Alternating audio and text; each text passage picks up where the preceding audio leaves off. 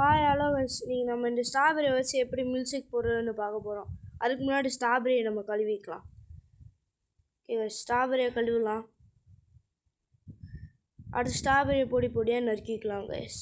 ஸ்ட்ராபெரியை பீஸாக நறுக்கிக்கலாம். ஃபஸ்ட்டு இந்த மாதிரி நறுக்கிக்கிறேன்.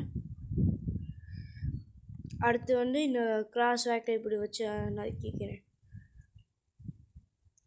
அப்புறம் மிக்சியில் போட்டு கொஞ்சோண்டு மில்க் ஊற்றிக்கலாம். அடுத்தால 1 டேபிள் ஸ்பூன் சுகர் போட்டுக்கிறேன். சுகர் அதிகமாக போட்டிங்கன்னா தகத்த ஆரம்பிச்சிடும். அதுக்கப்புறம் மிக்சி போட்டு மேலே கேப் போட்டு மிக்சியை க்ளோஸ் பண்ணிக்கலாம். போட்டு அரைச்சிக்கலாம் கைஸ்.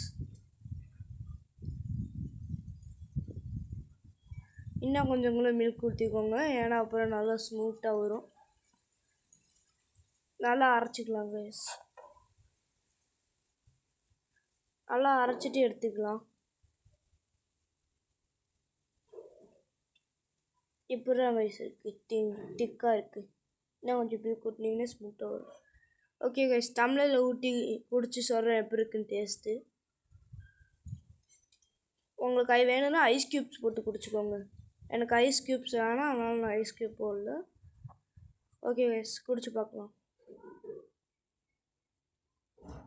சூப்பராக இருக்குது கைஸ்.